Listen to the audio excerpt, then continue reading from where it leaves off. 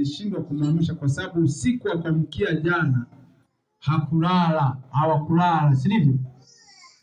Walilala kwenye mapambano makali, lakini nilipofika pale nikakaa nikaongea. Sasa kaja ndugu mmoja, yeye akafika napitiliza mpaka ndani chumbani, kamsemesha, lakini hali yake haikuwa nzuri. Nikasema sasa hapa ngoja nimpigie mtumishi wa Mungu, mzee wa kanisa mgeni, ili aje hapa tupambane, tumike pamoja naye kazi ya Mungu. Nikampigia simu akaja. Alipokuja tukaanza kuwasha pale.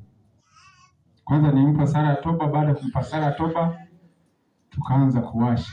Tulivyoomba mapepo yalipiga kelele, sio polepole. Na pepo yalihangaika pale, piga fire, piga moto mkali pale pale. Akawa amepata aweni, akakaa, akasema sasa shida nini sumbua hapa? Ni njaa. Si kweli? Shida nini sumbua hapa? Ni njaa, naomba chakula nile. Yuko hoi. Lakini baadaye tukaongea, akasema wakati mnaomba kuna kibaba kimoja kikubwa kilipitia pale, kikatoka, kilivyokimbia kikaenda kule, baadaye kikarudi, kikanichukua kikanipeleka mpaka huko juu ya mti, juu ya mti, tukakaa nayo juu. Lakini baada ya kuwa mnaendelea kuomba, kiliniachia nikadondoka chini ila hakuteguka, kuteguka kiuno.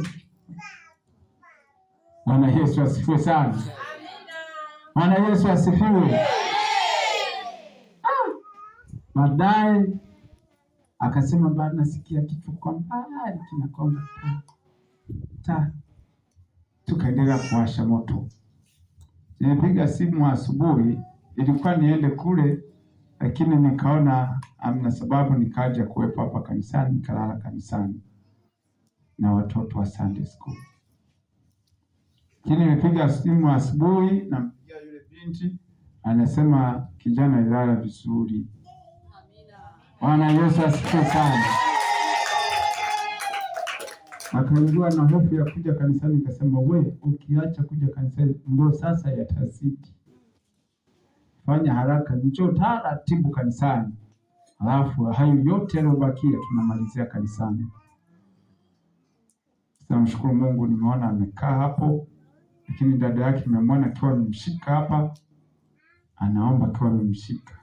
Saizi iko vizuri, tunajisikiaje kwa kile kichwa kigongi tena? Mwana amekuponya. Yes. Sema Yesu. Yesu. Tutakuombea tena baadaye, kaa utulie kwa raha zako. Mungu